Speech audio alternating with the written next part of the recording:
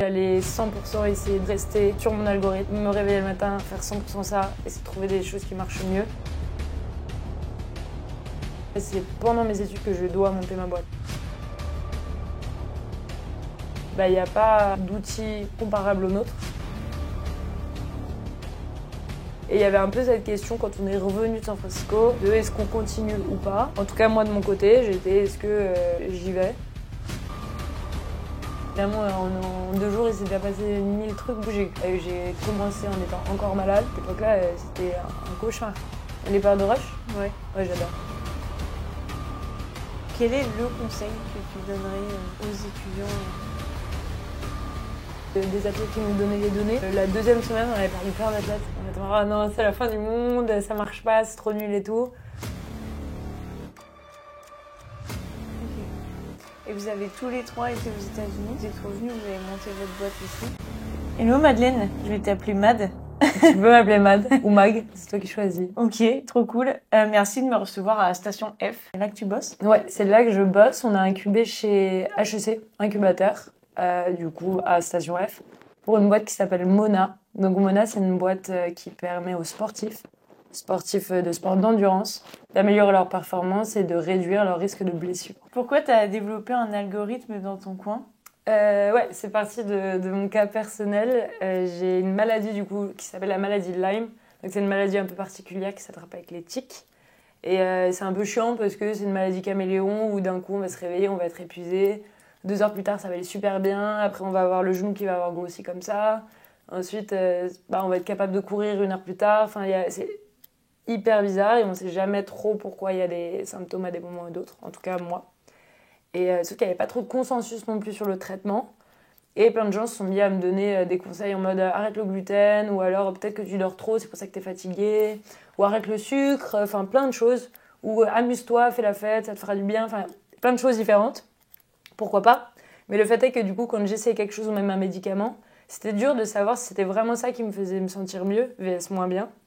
Et du coup, en bonne data scientist, je me suis mise à traquer toutes mes données, toute ma vie, genre sommeil, activité sportive, nutrition, médicaments. Et à la fin de la journée, je me mettais une note sur mes symptômes. Et du coup, j'ai fait, sur 3 ans de données, un algorithme qui permettait de déterminer vraiment à l'œil nu quels étaient les facteurs, les variables qui impactaient positivement vs négativement mes symptômes. Mais donc ça, c'est un algorithme qui marche vraiment sur moi et sur mes données.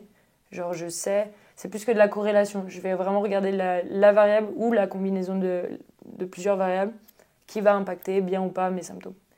Et donc c'était super intéressant. Et à la fin de mon master, justement, on m'a poussé à essayer de le généraliser pour d'autres malades. Et ça, c'est hyper compliqué parce que ça demande une vraie rigueur tous les jours de rentrer ces données. Même de ne pas être biaisé quand on se met une note, par exemple un 5 sur 10 sur le symptôme pour quelqu'un de malade, vu qu'on est un peu dans un brouillard mental, ça se trouve ce sera la même chose que le 7 sur 10 du lendemain, alors que c'est pas du tout le même. Et donc ça biaise énormément les données et l'algorithme. Et donc, vu que je faisais aussi beaucoup de sport, j'avais pas mal de sportifs autour de moi, et des amis notamment qui me demandaient si je pouvais prêter mon Excel pour regarder un peu ce qui marchait sur eux. Donc tout ça, je me suis mise à me dire, bon, c'est peut-être les sportifs en fait la bonne cible et je pourrais peut-être en faire quelque chose par rapport à ça. Et voilà, et du coup j'en parlais beaucoup à mon meilleur ami Oscar, qui lui était HEC entrepreneur pour monter une boîte avec Gaspard Hospitalier. Et il travaillait sur une clinique pour les sportifs, justement sur cette compréhension du corps humain et de la physiologie. Voilà, et du coup il m'a présenté Gaspard et tous les 3 on a mis le meilleur de tous nos mondes ensemble pour créer ce qui est aujourd'hui Mona. Mais concrètement, quels ont été les premiers pas dans l'entrepreneuriat? Ouais. Je pense que le vrai premier pas, c'était d'assumer que j'allais pas chercher de travail et que j'allais 100% essayer de rester sur mon algorithme, me réveiller le matin, faire 100% ça, essayer de trouver des choses qui marchent mieux et être ouverte pour essayer de trouver justement les bonnes personnes pour monter le projet avec moi. Et du coup, ça s'est fait naturellement. Donc je trouve que cette phase, elle a été... c'est sûr que c'était les premières choses, mais malheureusement, parce que vu que toi c'est quand même axé sur le fait qu'on soit étudiant, je trouve que j'ai trop attendu la fin de mes études pour pousser le projet. Même si le projet, j'ai commencé à l'entreprendre en même temps avec mon papier de recherche, je regrette un peu de ne pas avoir un peu plus poussé le trait pendant cette période-là, parce que j'avais vraiment rien à perdre à ce moment-là. Alors que l'année d'après, finalement, j'avais pas de travail, je touchais pas le chômage. Je vivais du coup littéralement sur mes économies. Sauf que c'est des économies d'étudiants. Pas de dingue non plus. Et voilà. Donc qu'est-ce qui t'aurait aidé à te lancer plus tôt? Plus d'histoires, je pense, d'étudiants. J'aurais bien aimé plus avoir d'étudiants autour de moi qui, eux, montent leur boîte, 100%, que ce soit beaucoup plus généralisé. Et j'ai trop gardé, mais c'est peut-être vraiment un cas isolé, cette idée que pendant les études, on fait nos études, on s'amuse quand même un peu, machin, et qu'à la fin des études, on fait notre travail. Mais j'aurais bien aimé me dire vraiment, ok, c'est pendant mes études que je dois monter ma boîte, que je dois au moins essayer. T'as mis beaucoup d'argent personnel? Ouais, j'ai mis. Tout le monde? Quoi? Ouais, on a mis globalement à peu près pareil. Oscar un peu plus, qui a fait un prêt étudiant d'ailleurs. Ok. Voilà. Mais non, souvent on essaye de rester à l'équilibre. D'accord. Et au niveau de l'équilibre pro-perso, comment tu le vis, l'entrepreneuriat? Moi j'adore parce que du coup j'ai commencé en étant encore malade. Donc ça, mine de rien, c'était une vraie... c'est trop bien parce que du coup, si tu te sens trop bien de 23h à 3h du matin, trop bien, si je peux shipper du code pendant cette période-là, je suis ravie, quoi. Et même maintenant que je suis plus malade, en fait, c'est juste... c'est trop bien l'entrepreneuriat parce que le champ des possibles est ouvert. C'est vraiment ton projet. Donc tu mets ton ADN toute la journée. Tu sais que si tu le fais pas, ce sera pas fait. Donc ça, j'adore parce que il n'y a pas de je vais rester, je vais attendre un peu, voir si quelqu'un le fait pas. Non, là, on est 3 cofondateurs, on est tout le temps ensemble, il faut que ce soit fait. Donc ça, je trouve ça vraiment trop bien, quoi, pour l'équilibre de vie.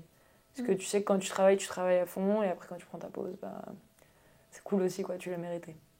T'as eu des gros défis jusque-là? Peut-être au tout début, quand on a commencé, on est partis à Berkeley tous ensemble. Enfin, eux, ils étaient étudiants à Berkeley. Moi, je les ai rejoints pour qu'on commence à développer là-bas, donc à San Francisco. Et il y avait un peu cette question, quand on est revenu de San Francisco, de est-ce qu'on continue ou pas. En tout cas, moi, de mon côté, j'étais est-ce que j'y vais. C'était peut-être la partie la plus compliquée, dans le sens où c'est le moment où on a une idée, on a une vraie techno qui est mise en place, qu'on avait déjà commencé à développer. Mais on n'a pas de clients, on n'a toujours pas de traction. Là, on a un moment où ça fait 3 mois qu'on est ensemble. Donc, un peu ce côté, est-ce que j'y vais ou pas? Bon, ça, c'était vraiment juste la difficulté du choix. Mais après, je suis très contente maintenant, quoi. Ok. Et tu dirais que vous en êtes à quel stade actuellement? On est vraiment une start-up pré-seed, dans le sens où on a des débuts Enfin, on a beaucoup d'athlètes qui nous donnent leurs données. Mais ça reste, tout ça c'est pour une phase de recherche de R&D qui est hyper importante puisqu'on a besoin de créer toute la base de données pour faire l'IA. Voilà, donc on n'a toujours pas de clients en soi, on n'a pas de revenus, donc c'est un peu particulier, c'est pour ça que je dis précise. Mais c'est essentiel et nécessaire pour créer l'IA, quoi. D'accord. Voilà. C'est quoi ta motivation Ouais. de l'entrepreneuriat? J'en ai une, la personnelle, c'est bien sûr, j'aime bien l'idée d'aller au bout des choses. Donc mon algorithme, je considérais qu'il était non abouti, dans le sens où que pour moi, j'aime bien l'idée de pouvoir généraliser et aider d'autres personnes avec. Et puis d'une manière non personnelle, j'adore ce qu'on crée avec Gaspard et Oscar parce que on a tous les trois vraiment imaginé créer quelque chose qui n'existe pas. On met en combinaison des facteurs qui sont essentiels pour les sportifs. Et je trouve ça trop bien parce qu'on leur apporte vraiment une nouvelle clé, genre une manière de ne pas se blesser, parce qu'on prédit vraiment un risque de blessure. Et ça, c'est quelque chose qui est hyper embêtant. Il y a tellement d'athlètes aujourd'hui qui mettent fin à leur carrière dès le début alors qu'ils ont la vingtaine à cause d'une blessure.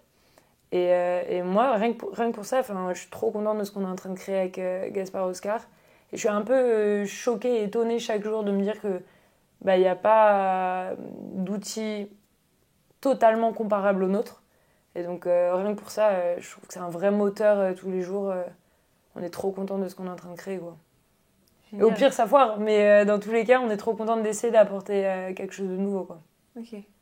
Et vous avez tous les trois été aux États-Unis? Ouais. Vous êtes revenus, vous avez monté votre boîte ici? Ouais. Vous êtes contents? On est trop contents. Enfin, moi, je suis ravie. J'adorerais que Gaspard et Oscar te le disent aussi, mais... ouais. Ce mythe de l'étudiant qui fuit la France pour monter sa boîte, Vous l'avez pas vécu? Moi, je ne connais même pas, mais parce que D'accord. je suis un peu dans les choux, je pense. Non, parce qu'en soi, on est revenu en France. Et c'était vraiment eux, ils étaient vraiment étudiants, donc c'était un échange qui faisait partie de leur master. Donc en soi, on a regardé le marché américain, bien sûr, et on considère totalement y retourner. Mais on ne l'a pas vu comme une fuite, mais plus comme une opportunité intéressante pour s'ouvrir un peu l'esprit et regarder ce qui existe ailleurs, quoi. Et avant ça, comment tu gérais ton temps entre les cours, le projet euh, Ouais, bah plutôt bien, dans le sens où soit tu te réveilles un peu plus tôt, soit au contraire. Moi, je sais que je travaille très bien aussi le soir, donc c'est totalement applicable justement quand tu es étudiant parce que tu as rarement des cours de 19 à 23 heures. Et du coup, là, ça marchait. Et aussi, en plus, dans un master, moi, je sais que les horaires étaient relativement aménagés. Enfin, ils étaient light. Genre, on n'avait pas forcément du 8h à 18h tous les jours. Donc, ça te laisse plein de créneaux pour travailler sur ton projet, quoi. D'accord. Voilà. Et comment vous êtes accompagné aujourd'hui par l'extérieur? Ouais, bah, on est dans des incubateurs, donc notamment celui d'HEC qui est ici. Et celui à Goranov, on vient d'être pris, donc on est très contents. Et en fait, ces incubateurs, ils nous permettent d'accéder aux ressources dont on a besoin directement, sans trop galérer. On va voir directement nos mentors et ils nous mettent à disposition les ressources dont on a besoin. Donc ça, c'est trop cool. Et, euh, et même, grâce à eux, on a des locaux. Ça, mine de rien, c'est vraiment quelque chose.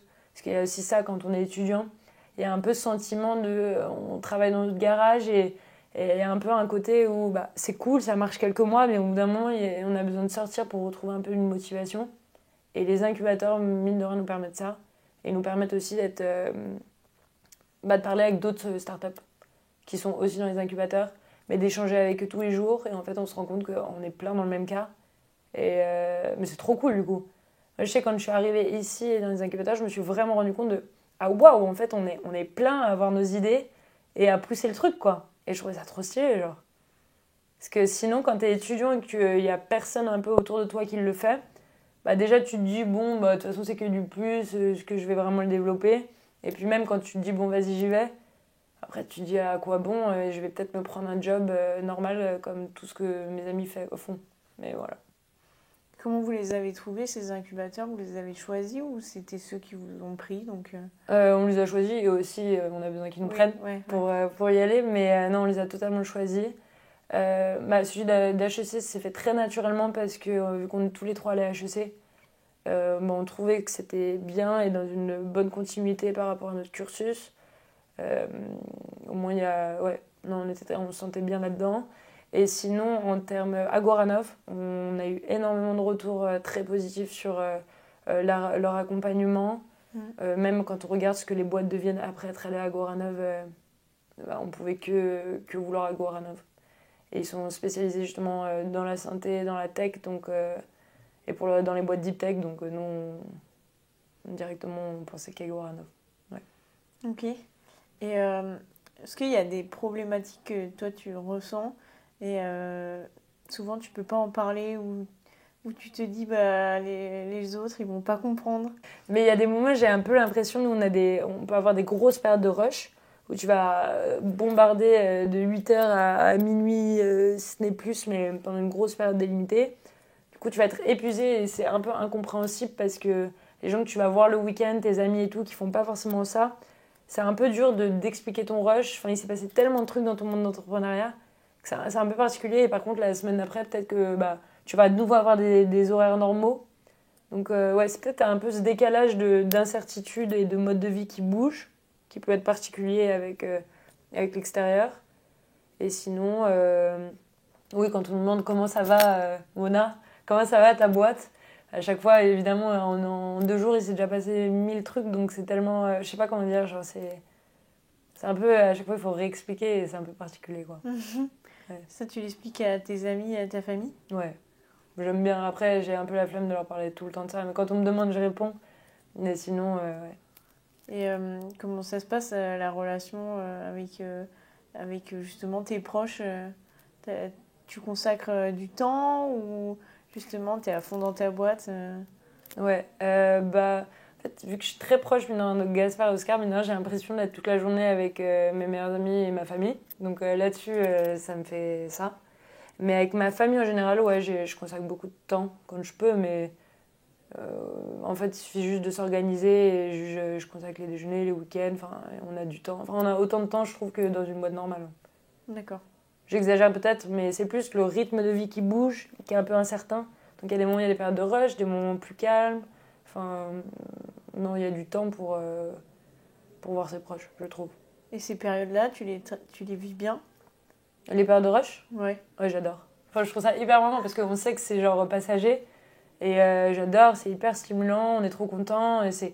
En fait, quand il y a du rush, c'est qu'il y a du travail, c'est qu'il y a de la demande, c'est que... Enfin, c'est cool, il se passe quelque chose, on crée quelque chose. Genre, je trouve ça hyper cool. Alors que les périodes plus plates, je suis beaucoup moins à l'aise. Enfin, les trucs un peu plus où on a moins de choses à faire peut-être, je trouve ça hyper désagréable. Ouais. Ouais. Justement, ces périodes plates, tu te motives, tu fais comment pour garder le... Bah, dans ces cas-là, bon, il n'y en a pas non plus énormément, mais Ouais. quand il y en a, je me dis, bon, je le prends comme ça, je vais en profiter pour faire les choses où, quand il y a du rush, je me dis, ah, j'aurais bien aimé dîner avec mes amis ou aller faire du sport ou je sais pas quoi. Ok. Du coup, ouais. Vous avez globalement tous les trois un beau CV déjà. Vous êtes passés par des belles écoles.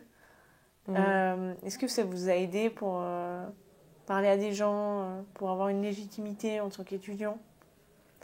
Moi, je sais que à titre personnel et non pas par rapport aux gens, UCL, donc c'était à Londres, en Angleterre, ça m'a énormément aidé niveau ouverture d'esprit. Ça fait un peu cliché de dire ça, parce que c'est le cliché de dire je suis allée en Angleterre, ça m'a changé de mon Non. mode de vie français et tout.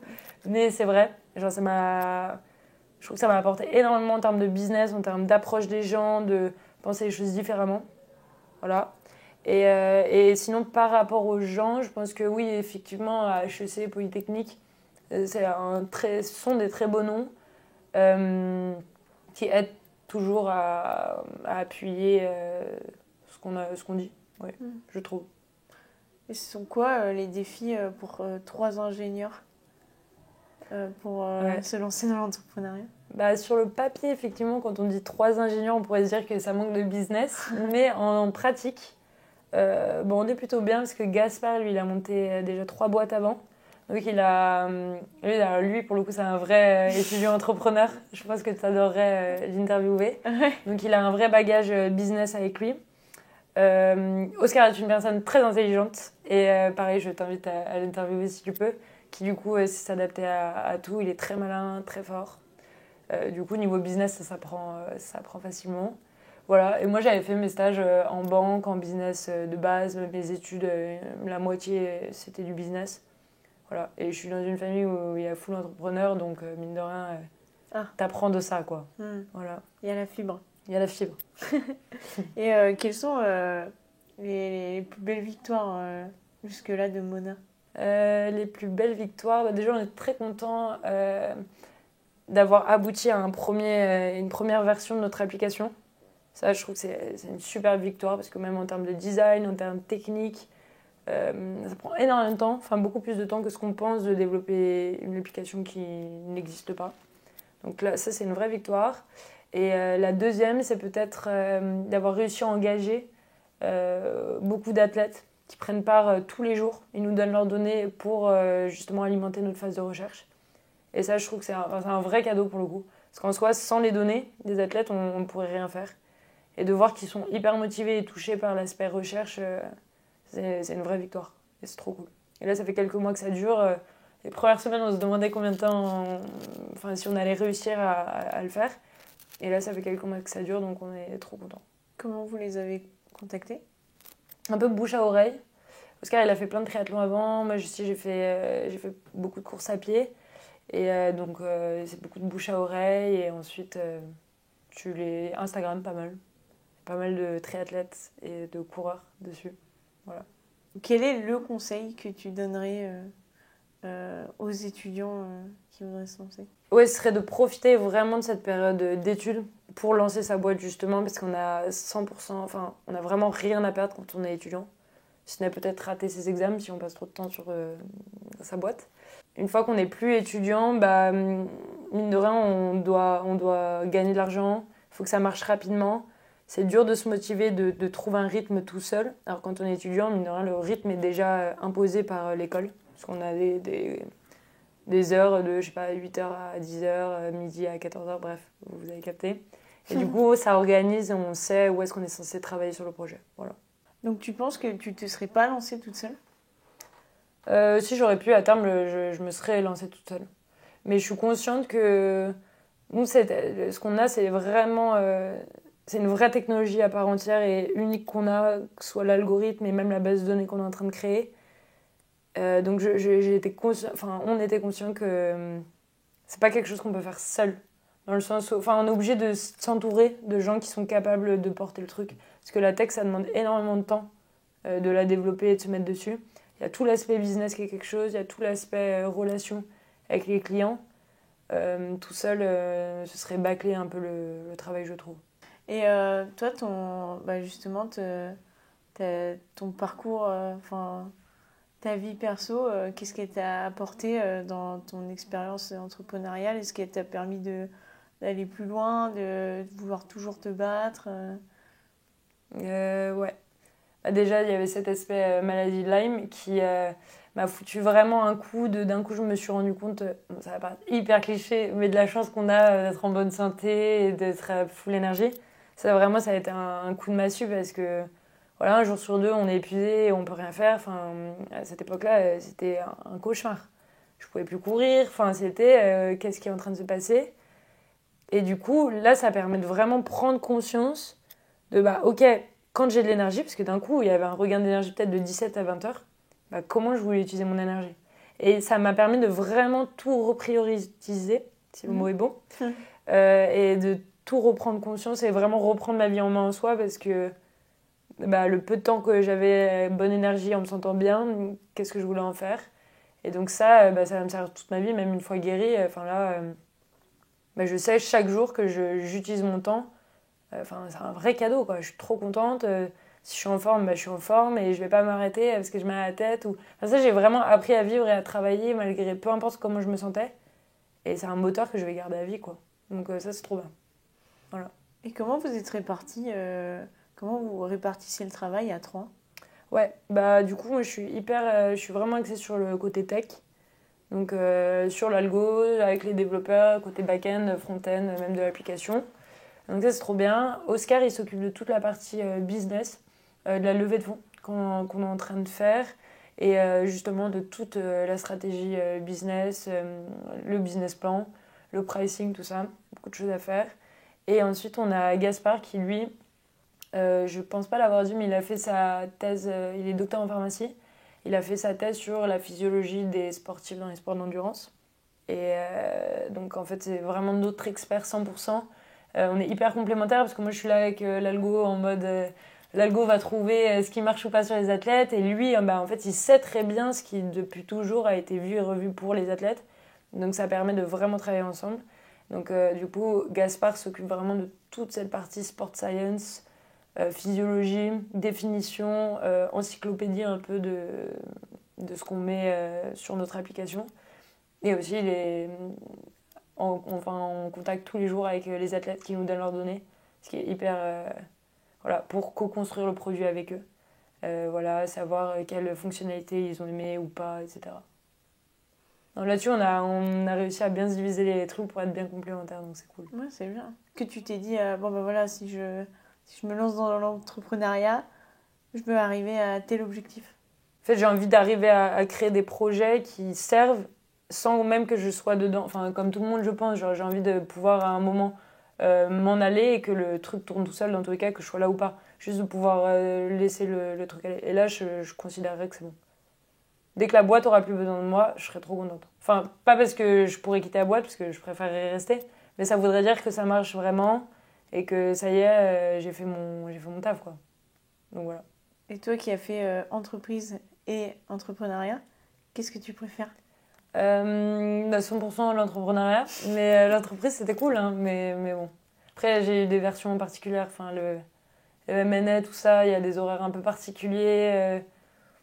Moi je suis pas une grande fan non pas de pas dormir, hein, mais je suis pas une grande fan de cette course à celui qui rentre le plus tard, tout ça pour... Bon, je vais pas trop cracher sur ce travail, mais bon, voilà, j'ai pas adoré. Mais je crois pas que ce soit très représentatif de tous les travails, donc bon. Ouais. Qu'est-ce que tu aurais envie de dire aux étudiants, toi? Vraiment, quelque chose qui te touche ou un message que tu as envie de faire passer? Genre, s'il y a peut-être 2 messages. Donc, le premier, c'est si vous montez votre boîte, vous pouvez être sûr que vous allez apprendre mais 100% tous les jours. Même si vous faites rien, vous allez apprendre du fait de ne rien faire. Genre, dans tous les cas, on apprend. Même si ça aboutit pas, bah, vous allez apprendre. Si ça aboutit, bah, trop cool. Vous allez apprendre. Donc, ça, c'est le premier point. Et le deuxième point, c'est entourez-vous des bonnes personnes. Parce que ça paraît cliché, parce qu'on le dit tout le temps, mais c'est un peu un mariage avec les cofondateurs. Donc au début, je comprenais pas trop et en fait maintenant je comprends parce qu'on les voit littéralement tout le temps, même le soir, la nuit, enfin on se texte tout le temps parce qu'il y a toujours besoin.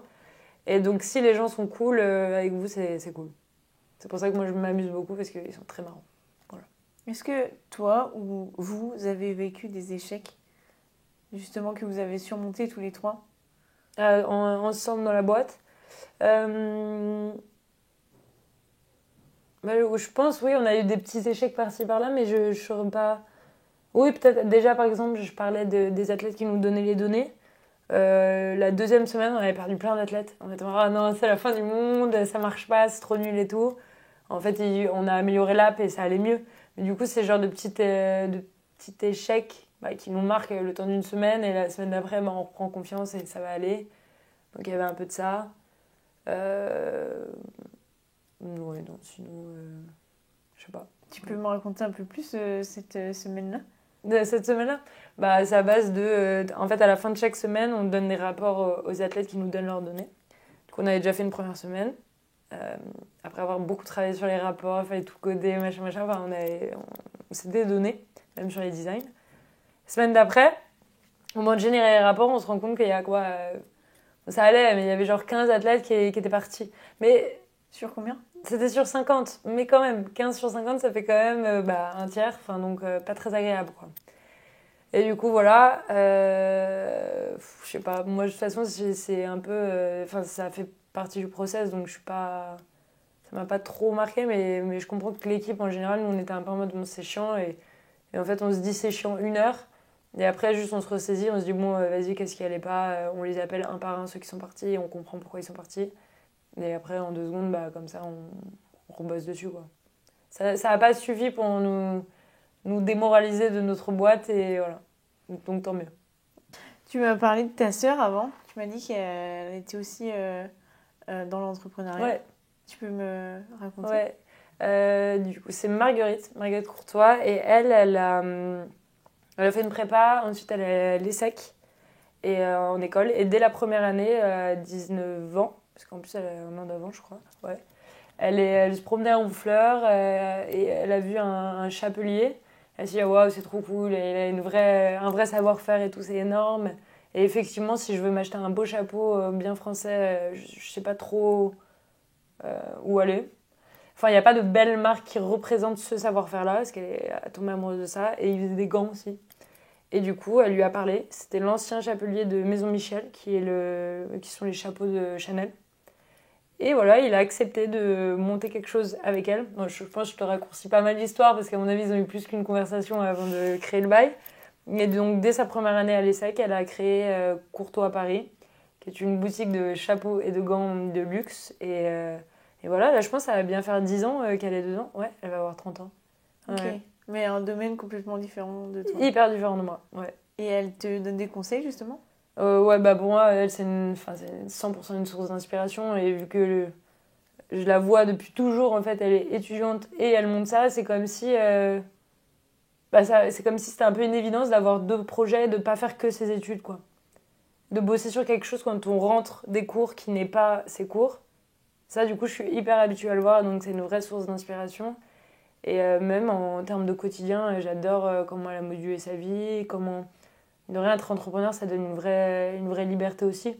Parce que c'est elle qui choisit, qui dessine. Si jamais elle doit travailler tout le week-end, mais parce qu'il y a un truc important le lundi, qu'elle doit prendre ça lundi, elle peut le faire. Elle a besoin de demander à personne pour poser son lundi. Enfin, je sais pas comment dire. Si elle veut bosser toute la nuit, elle peut bosser toute la nuit. Enfin, elle est libre de tout. Et c'est vraiment la liberté que j'ai vue dans son travail qui m'a donné envie, je pense. Et tes parents, ils sont entrepreneurs? Oui, mon papa, oui. Et dans le milieu du bâtiment, rien à voir aussi. D'accord. Voilà. Et ils t'aident aussi? Ouais, carrément. Mais ouais, oui, carrément. J'ai énormément appris de lui. Lui, s'il y a deux choses que je retiens, c'est de un, toujours faire les choses à fond. Justement, pas les faire à moitié. Donc, typiquement, l'algo dont je te parlais. Bah, rien que pour ça, c'est ça qui me donne envie d'en faire quelque chose. Et pas le faire à moitié. Et deuxième truc, c'est possible de faire plusieurs choses en même temps. C'est pas, on peut très bien faire les choses, même si on en fait plusieurs à côté. Voilà. Et ça, je trouvais ça assez original, parce que normalement, les gens disent concentre-toi sur ça et après tu verras pour autre chose. Mais j'adore ce côté, quand on fait quelque chose, on n'est pas bloqué là-dedans non plus. C'est pas parce que là, je suis dans Mona pendant 5 ans que peut-être que sur les 2 dernières années, peut-être que je travaillerai sur autre chose, je sais pas. Mais je trouvais ça super intéressant comme façon de voir les choses. Voilà. Bien sûr. Et quand on fait de l'entrepreneuriat, on a des objectifs, on fait un peu étape par étape. Mais pour toi, c'est quoi la clé de la réussite?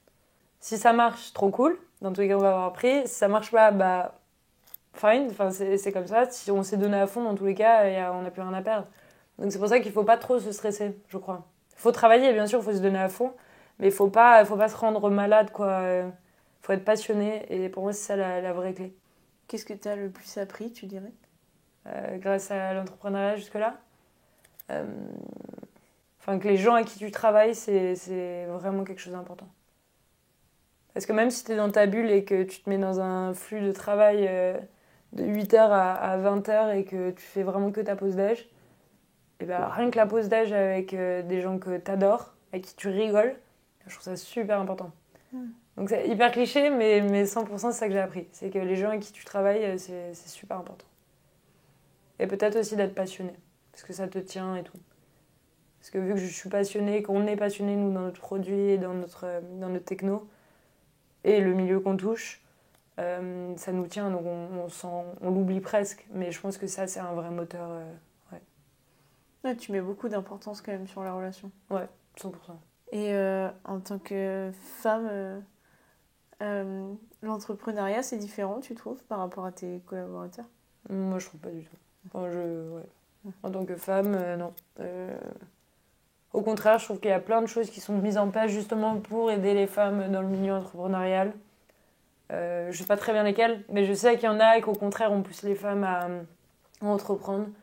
Donc jusque-là, non, j'ai jamais vu de négatif, en tout cas, être une femme dans l'entrepreneuriat. Et plus du positif qu'autre chose. Elle est belle, votre aventure. Non, ouais, c'est marrant. C'est vrai. Et est-ce qu'il y a quelque chose dont tu aimerais parler et que tu aimerais me partager quelque chose? Si je devais faire une synthèse, c'est vraiment d'y aller, d'être hyper curieux des choses quand on est étudiant. Utiliser tout le temps qu'on a libre pour se renseigner sur ce que les autres gens font, sur essayer de créer quelque chose. Genre créer, c'est hyper important, je trouve. Et quel a été ton voilà. déclic pour que tu te lances? C'est le fait quand j'en ai parlé à Oscar et qu'il m'a présenté Gaspard, en fait, on a tellement bien matché tous les trois que ça y est, c'était là, quoi. Genre, c'est parti, quoi. Parce que on a plein d'idées. Oui, c'est ça. Et souvent, on se lance pas quand même. Exactement.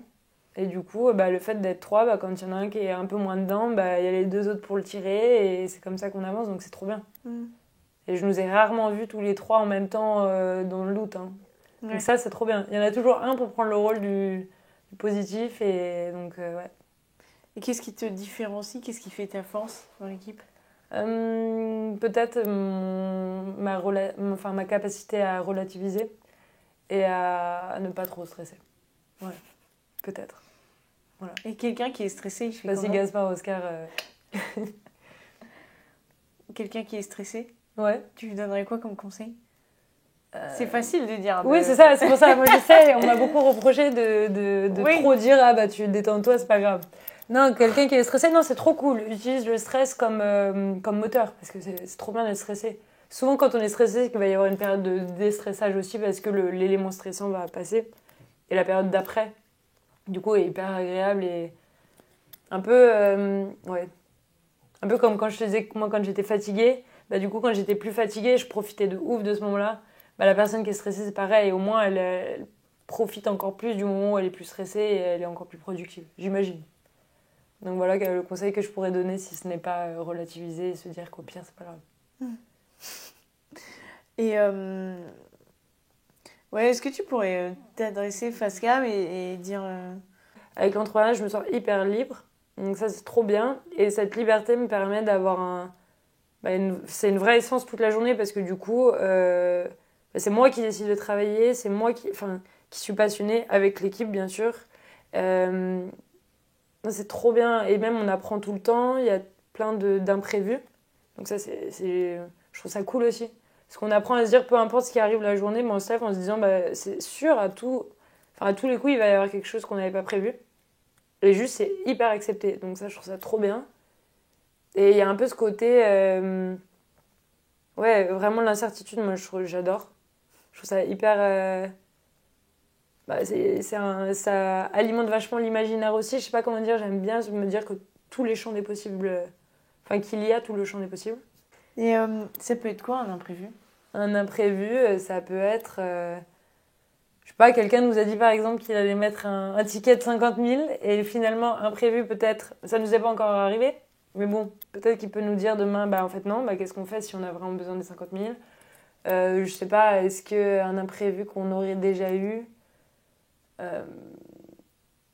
le serveur de notre application qui crache à un moment où c'est pas censé être, le premier jour d'onboarding de notre application, donc on avait nos 50 bêta-testeurs.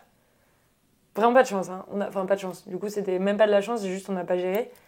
Les personnes vont sur l'application pour rentrer pour se connecter et créer leur compte. Ils ne pouvaient même pas mettre leur mail parce que tout buguait. Genre sur la première page. Alors que ça faisait des mois qu'on travaillait même sur les bugs des pages beaucoup plus avancées. Donc ça, c'est un imprévu total. Et pauvre Gaspard qui était à chaque fois en direct avec les bêta-testeurs devait leur dire « Ah, je suis désolée, il y a un bug et tout ». Ça, c'est un imprévu. Et du coup, maintenant, dès qu'on fait une release de l'app, on sait potentiellement il y aura un imprévu, mais bon, on l'a accepté quoi. Et justement, comment ça se travaille la confiance? J'essaie de me rappeler, de me dire bah non, si je suis là, c'est pour une raison, c'est que j'ai fait mes preuves autrement. Et pour ça, je pense que d'être du côté techno, CTO, c'est plus facile de reprendre confiance en soi parce qu'on regarde les faits. On regarde, ok, non, là il y a un algo. Là il y a ça. Là il y a une belle. Une belle performance du modèle. Donc en soi, on peut reprendre confiance en soi juste avec ça. Mais quand on fait du business et tout, ouais, je pense que c'est hyper particulier. Et si on sait où on va et qu'on a une belle vision, j'imagine que on peut reprendre confiance un peu vite en mode je me bats pour une cause qui est belle, peu importe comment je le fais, dans tous les cas, il faut que je garde confiance parce que je me bats pour un truc cool, quoi. Ouais. T'as déjà remis en question ta légitimité de... Ouais, 100%. Ouais. Ah ouais? Ouais. Raconte. Non, mais en mode, c'est plus que remettre en question la légitimité. Ouais. Juste, il y a des moments où tu te dis, tu vois d'autres entrepreneurs qui réussissent hyper bien aussi, enfin, tout court, pardon, qui réussissent hyper bien, et tu te dis, ah ouais, enfin, il y a du niveau, quoi. Et là, tu te dis, je vous laisse ma place, quoi, prenez ma place, vous allez, enfin, ce sera mieux fait, limite, ou en mode, non, au début, j'avais pas mal ça. Après, au bout d'un moment, plus le temps passe, plus on crée des choses, plus il y a un produit, une techno, une vraie cohérence d'équipe qui est là. Et du coup, là, ça permet de dépasser ça. Mais peut-être le début de l'entrepreneuriat est particulier par rapport à ça. Parce que tu sais où tu vas aller, tu es au tout début. Tu vois tous les mecs qui ont super bien réussi, qui machin et tout, et tu te dis, ah oui, mais limite, autant que je leur donne mon idée, ils le feront plus vite, mieux.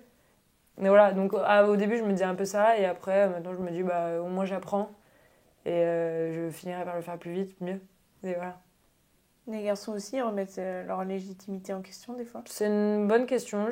On n'en parle pas spécialement et je pense pas. Je sais pas, peut-être aussi, hein. Enfin, c'est très naturel, je pense, de remettre en question un peu sa légitimité, je trouve. Mais t'as Je trouve ça assez sain, tu vois. En soi, tu te remets en question 2 secondes en mode ça te permet de faire un point. Ça arrive pas tous les jours. Enfin, faut pas que ça arrive tous les jours, ça c'est sûr. Mais si ça arrive une fois par mois, les 3 premiers mois, c'est plutôt sain, moi je trouve, tu vois. C'est un beau moteur.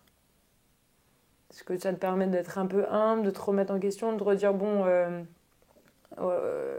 qu'est-ce que je veux faire et qu'est-ce que j'ai comme outil, moi toute seule, quelle est ma valeur à ajouter, quoi. Donc je trouve ça assez sain pour ça, ouais.